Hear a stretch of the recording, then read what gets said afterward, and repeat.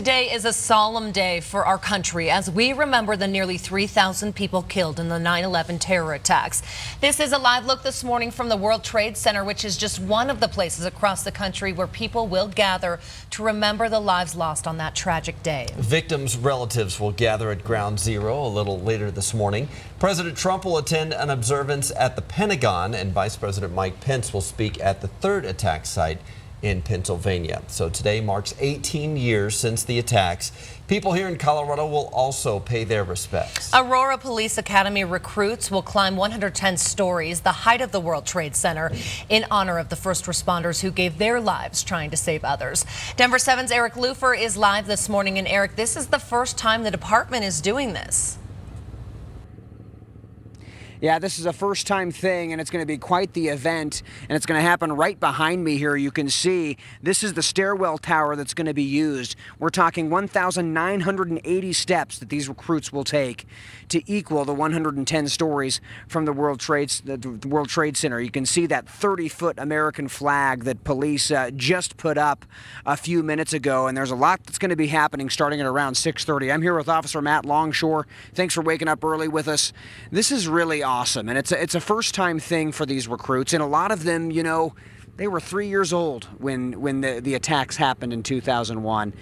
Pretty amazing event that's going to happen here this morning. It is indeed. We're excited that they're able to participate in an event like this, and we have a lot of things planned for them. So what's going to happen? I know they're going to be walking a lot of stairs, but there's a lot that's going to happen before that too. Yeah, so we're going to be able to show them a cool little video. They're going to get a remembrance video, and while they're doing that, we're going to be outside prepping. Our honor guard's going to be out here lining up. They're going to be led out by bagpipers, and they're going to be given kind of a special treatment and a remembrance of the events that day, and hopefully create a special moment for them. And there'll be a bell ceremony as well. You know, what does this mean for you, you know, being able to be a part of this morning? Well, it's really humbling. You know, there were a lot of people that were affected that day, not only first responders, but families across the world that were affected by this tragedy. So to be able to do a remembrance for them is pretty special. Absolutely. Matt Longshore, thank you so much. Of course, a lot going to be happening this morning. Rally gets active at around 6:30, and we're going to be here for that all morning here. A first-time ever event here in East Aurora. I'm Eric Lufer, Denver 7. Seems like a very nice tribute. All right, thank you, Eric. Many will also gather this morning at 9 o'clock to climb the stairs at Red Rocks to honor the first responders. The Red Rocks climb is open to the public. And there's a second climb happening at the Skyscraper on 18th in California. That one is for firefighters only. They'll carry all their gear as a tribute to their brothers and sisters. We want to get you caught up on several big local stories this morning. First, a Colorado cold case is cracked. Genealogy testing allowed Jefferson County deputies to track down the suspect accused of killing Jeannie Moore nearly 40 years ago. Officials say Donald Perea did it. He died back in 2012. He would have been 23 years old at the time of the crime and out on bond for a rape case. We also know the name of the woman whose body was found in a burned out SUV on I-225 on Sunday. The Arapahoe County coroner says the remains are those of 46-year-old Vicky Salvadoria de Dios.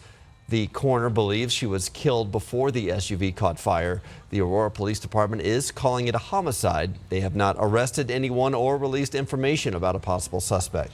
This morning, an advocacy group says the city of Denver is planning a large-scale homeless sweep near Sonny Lawson Park. This comes as the city faces legal challenges over its urban camping ban. Denver 7's Micah Smith is live this morning near Lawson Park. And Micah, this sweep is expected to start in about an hour now.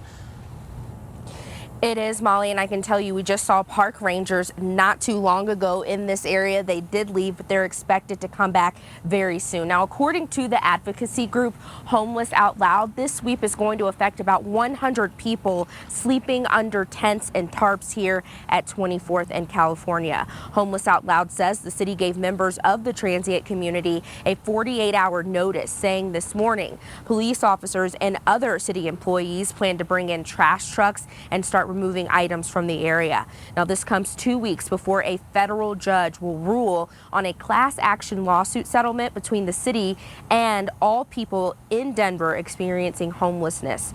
Now, this specifically is regarding the city's large sweeps of homeless encampments. In previous homeless sweeps we've witnessed, the city comes in, tells members of the transient community that they must leave, and they typically offer to put items in storage. But Homeless Out Loud says that's not how all sweeps have gone, and they reported that some people have had their belongings taken away or destroyed. We will be in touch with the city and plan to be here when the sweep begins. We'll keep you updated on how this goes. Just a few months ago, voters here in Denver rejected an initiative that would have lifted the urban camping ban. Coming up at 5:30, we'll talk about the latest challenge to the city's urban camping ban and what it could mean for the future for encampments like this. Reporting live, Micah Smith, Denver 7. Micah, thank you. RTD says it's desperately in need of more employees. The company tells us its services are suffering because of the shortage. RTD needs more than 1,000 bus drivers. It's 80 short. It needs 216 rail operators and is currently 50 short. The company says the shortage stems from low unemployment competition and drug testing. This story was brought to our attention after several people reached out to our traffic anchor Jason Luber mentioning daily delays or cancellations with public transportation. This week, low manpower caused cancellations on the R line. To see which trips are affected, head to thedenverchannel.com. This morning, Contact 7 is putting a call out for action to help one northern Colorado man. You'll remember 2 weeks ago we introduced you to Kevin Nedick here. Kevin has autism and he relies on an ATV to get around town, but someone stole it last month. So we've been raising money to help replace the one he lost, but so far we're not having much luck, and that's why we are now turning to you, our viewers, for help. If you can donate, please head to the Contact 7 Give section of thedenverchannel.com. Select this story in the drop-down menu. Let's help him out. This morning, we're taking a moment to recognize Colorado's top teachers, the metro area teachers who have qualified to be Teacher of the Year. Also, one state is giving kindergartners some cash with the goal of getting them into college. It's right now just about 5:10, and we have temperatures this afternoon in the low to mid 80s, so we're pretty close to those normal highs. Coming up in just a few minutes, we're tracking a cold front.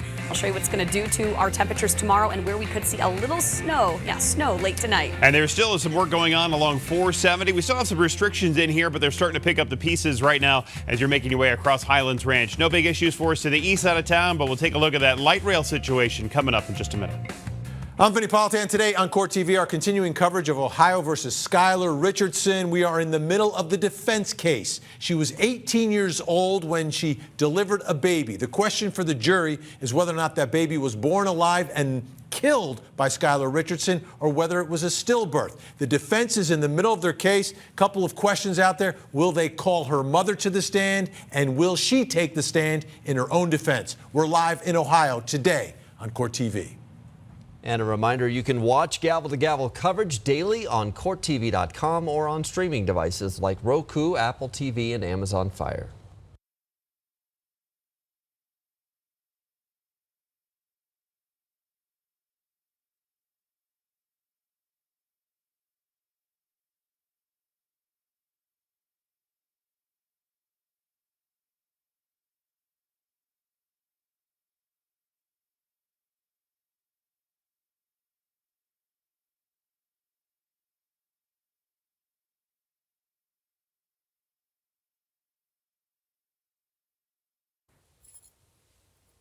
Okay. In 3, 2, 1. It's going to be a pretty mild day today, but we're tracking a cold front that could bring some severe weather to northeastern Colorado and even a little snow to the Colorado mountains tonight. Details coming up.